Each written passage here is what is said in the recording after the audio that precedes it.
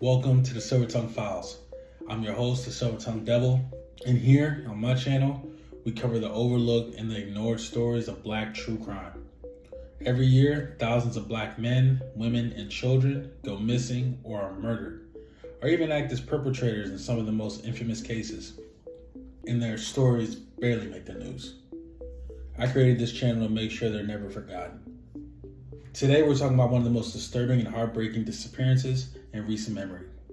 The case of 8-year-old Relisha Rudd.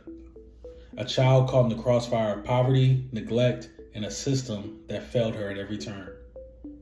This is her story. Relisha Rudd was born on October 29, 2005. She was a soft-spoken, playful, loved doing her hair, and had big dreams, even if the world around her didn't always make space for them.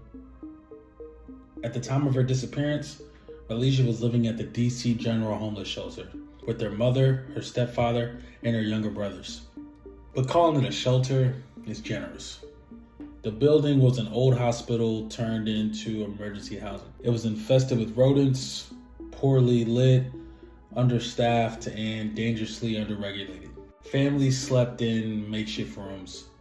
There was no playground, no proper children, no proper childcare, no stability. Relisha's life was already a fight, and she was only 8. Enter Khalil Malik Tatum, a 51-year-old janitor working at the shelter. To some, he seemed friendly. He passed out snacks, gave kids toys, but to others, especially people paying close attention, he was a red flag.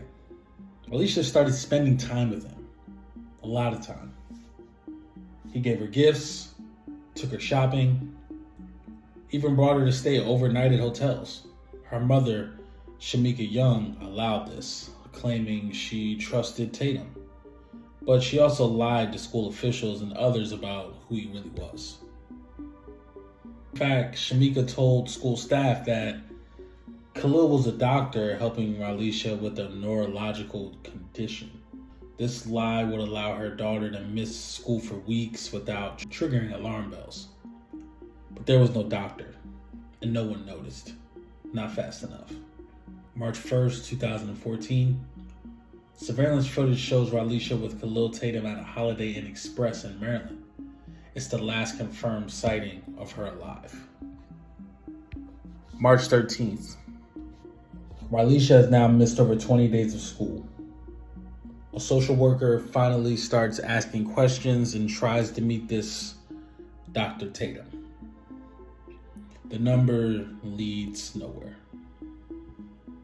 Authorities are contacted, police open an investigation, but Relisha has been missing for almost 3 weeks. This is March 19th. The delay is truly devastating.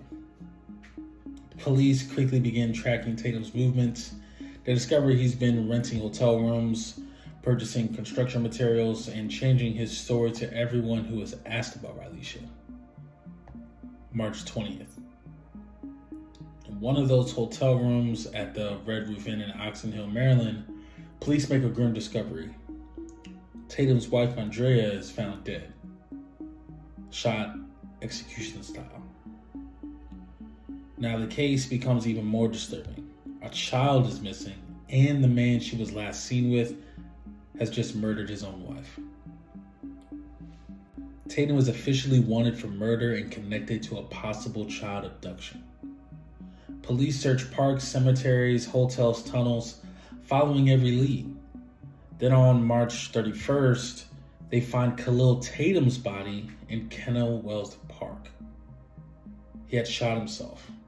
A shotgun lay beside him. There was no note, no confession, and no sign of Relisha.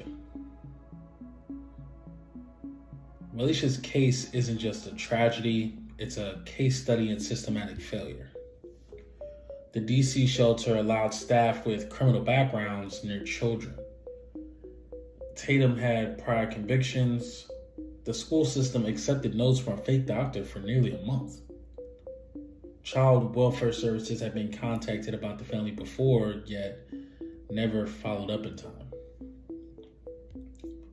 The Amber Alert wasn't issued until March 20th, almost 3 weeks after Relisha vanished. Even Relisha's family dynamics were troubling. Some say her mother used poor judgment. Others questioned whether her environment conditioned her to ignore danger. Regardless, Relisha was failed by every adult around her, and every system meant to protect her. To this day, Relisha Rudd has never been found. There are 2 major theories. One, Tatum murdered her shortly after the hotel surveillance footage. Some believe her body may have been buried in Kenilworth Park, but searches have turned up nothing. 2,